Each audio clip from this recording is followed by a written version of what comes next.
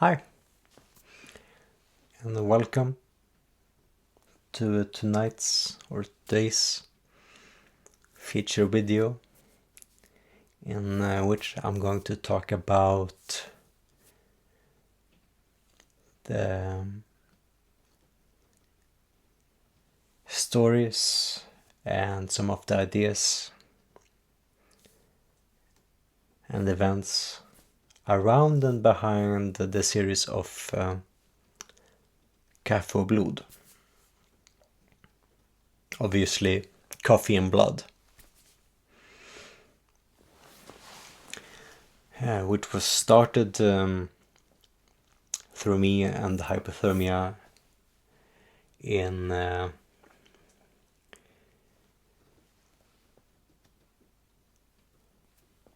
the time between like 2008 2009.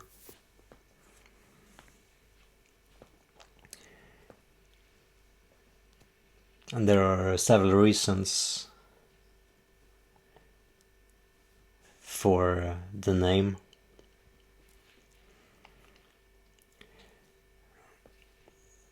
And mainly, it had been a few years since I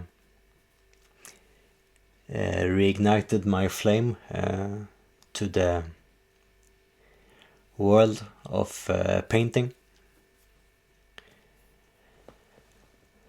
And I didn't really feel comfortable or expressive enough with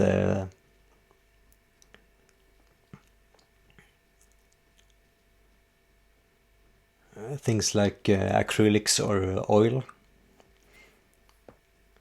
not including how they are sometimes manufactured and other ingredients. That I wanted the connection to be more personal and of course also more minimalistic,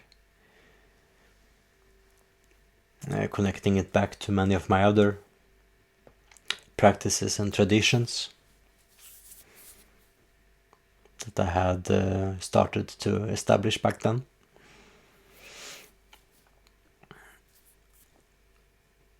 And sometimes when I'm between recordings and albums and working on demos or EPs,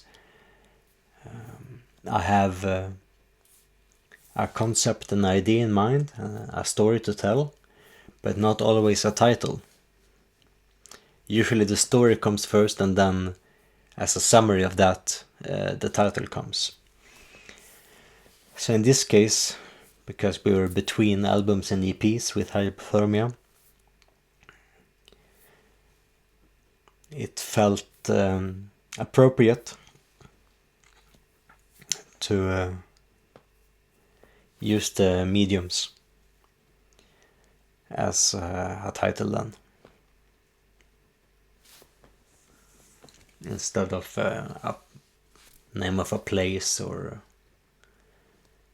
an emotion or something else.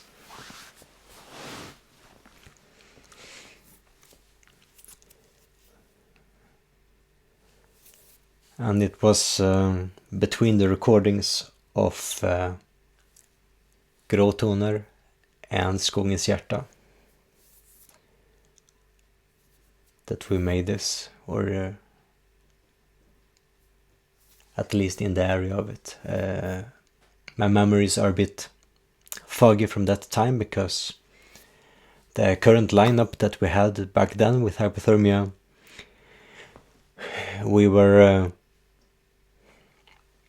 as some may refer to us as the wake and bake kind of artist. We consumed vast quantities of marijuana. So even though there is a certain amount of clarity in my memories surrounding the actual compositions, the dates and years are in a haze, which I think should be understandable.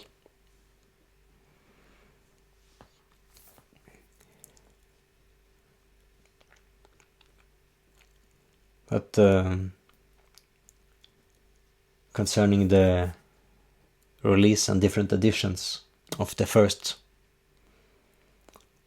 edition of Kaffe Blod is that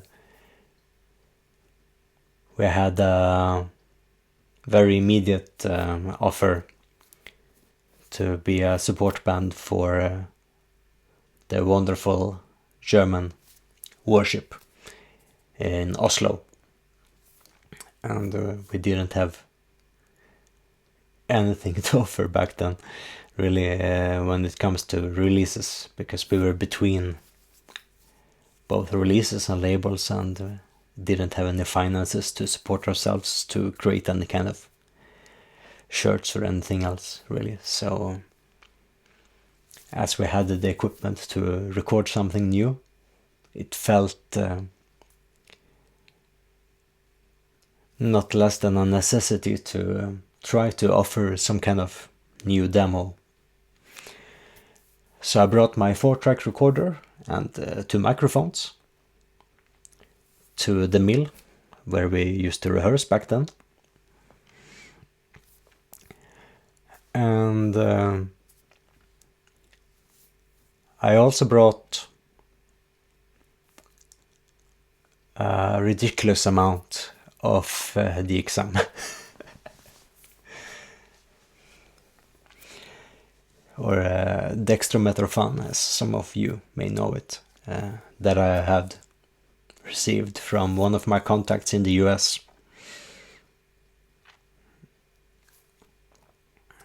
as a kind of trade or gift. I don't really remember, but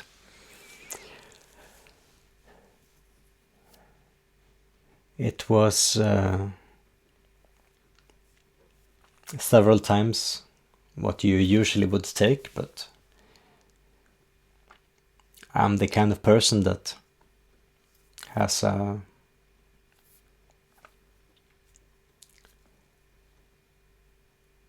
third plateau kind of tolerance from the start, while the drummer and guitarist in Hypothermia back then had never tried it either. I'd just taken one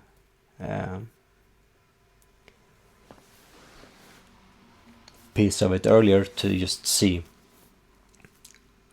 what I was going into, and that really didn't do much more than a basic mindfuck. So we took 3 pieces each and went onwards to rehearsing and recording this thing.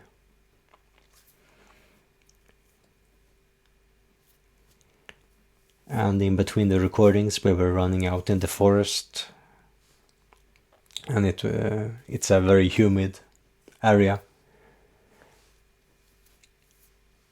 and as many other recordings with hypothermia and anything that I do or I'm involved in, the night and the morning is very important and powerful times. So we were out at the dawn, running through fields and meadows that were covered in morning dew, and that's why the second track is called Dag, which means simply dew. And one of my most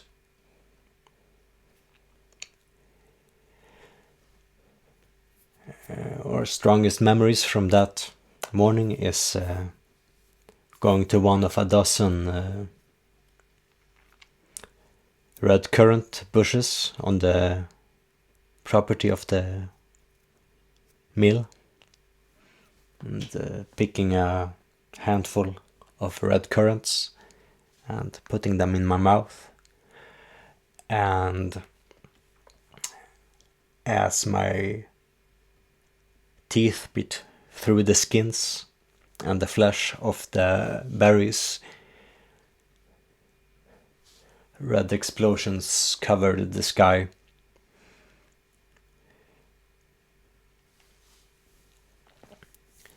And then we went back inside to continue recording and the rest of our appropriately named trip.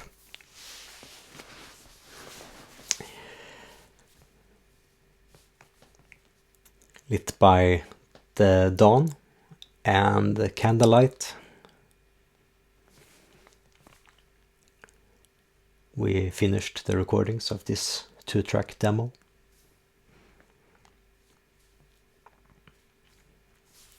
And within the haze and the candlelight,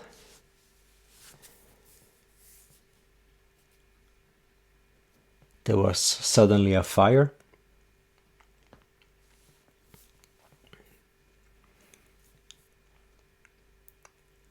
Because by sheer nonchalance, I had put in one of the candelabras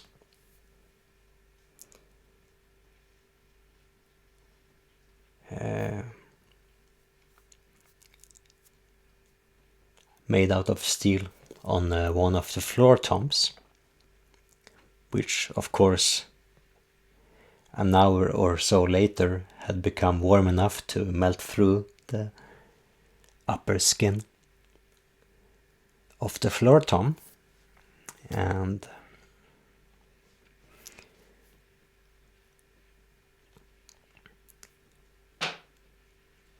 created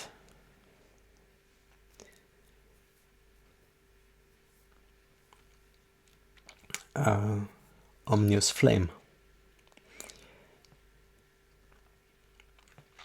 I recalled downstairs from the attic where I currently was,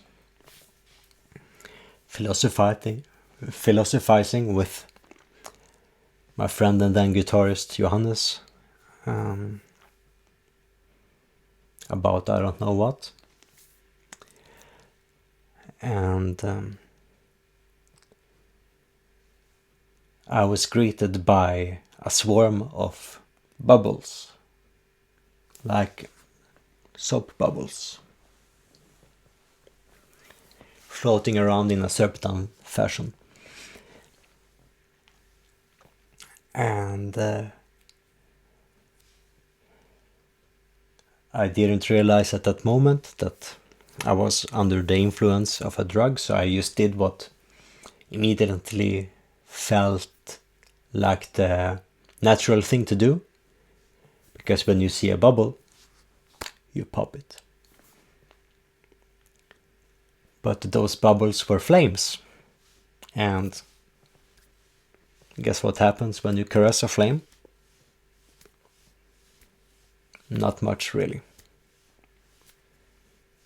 Fortunately, it was just a floor tom, and we remembered sooner than later that it was probably not soap bubbles, but something else. So we added water to it, because adding water to soap or flames has the same result. It dissolves it. So victory was ours. And the flame for then was extinguished.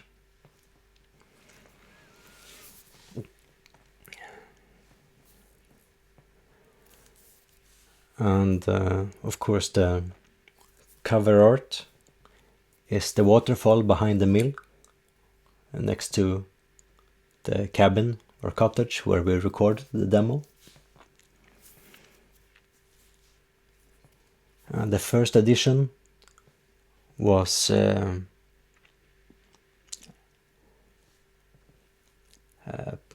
printed and covered in Kaffe, while the second edition was simply the same version but then covered in my blood afterwards. and that has been the editions on tape, while the vinyl was released, but the majority of the copies were unfortunately taken by a label and a supposed distributor that then became defunct, and other things that I don't wish to really talk about, because I wasted a lot of time and money and myself on that endeavor.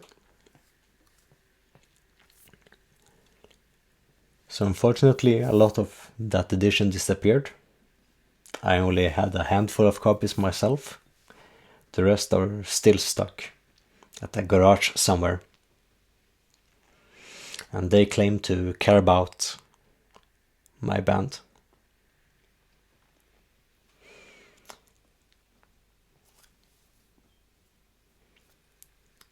Well, everyone has their own way of caring, I guess.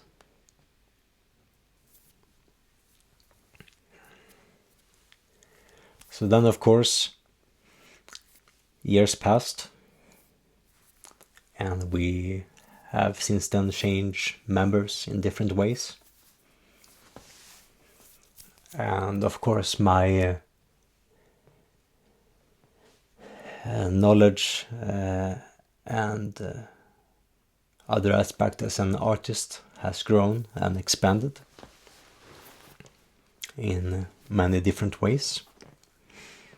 And of course, I've had plenty of different experiences in life that has added the depth to my art, both in terms of the visual and audio kind.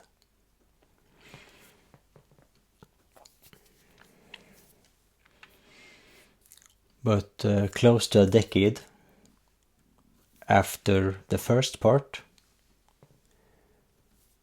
we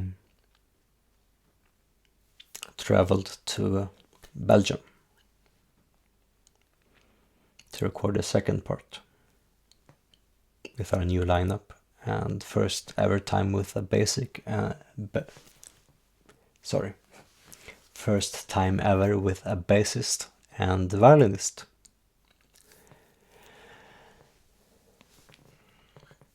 So less basic this time, in other words. And we spent a week at our guitarist's place and borrowing a rehearsal place from our dear friend Francois, who has several interesting projects.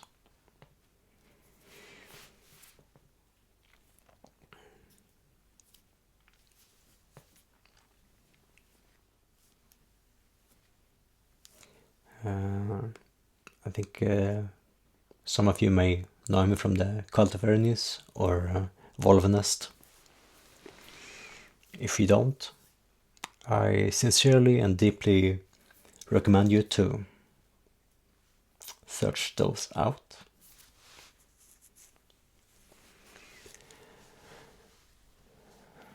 And of course, some of the art for this second demo, an EP, is what you can see on the vinyl here next to me, which is available in 3 editions as well as some shirts. And a third part is composed, but yet to be recorded. Hopefully within less than a decade this time. But we'll see. I'm a patient man, and we have plenty else to offer you. You can be assured of that.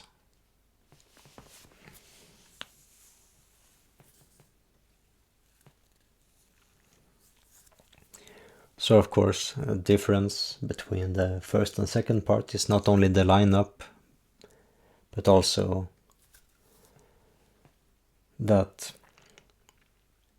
instead of recording it under the influence of dextromethorphan and cannabis, it was recorded mostly sober, but of course to some extent of alcohol and cannabis, because when you dwell in meditation and rituals, it's inescapable after a while. And Brussels is a harsh city, and it becomes a lot more pleasant to be in if you take the edge off.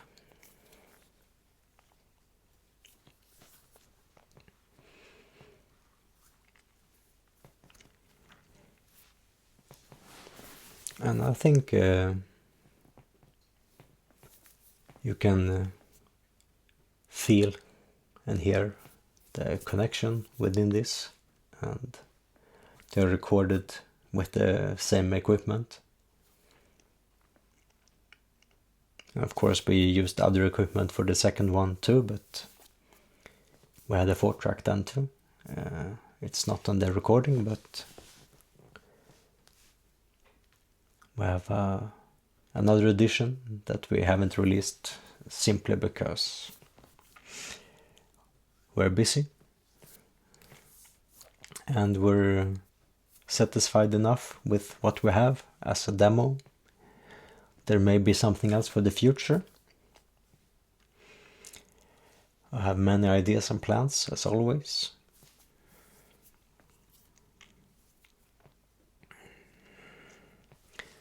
So, I think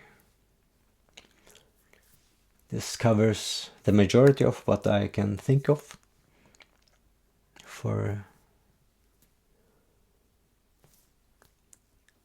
this series.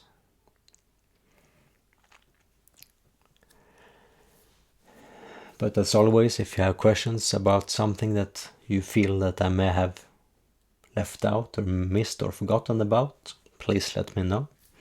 And I'm more than happy to add my answers to your questions in a future Q&A video. With that, thank you for watching. Until next time,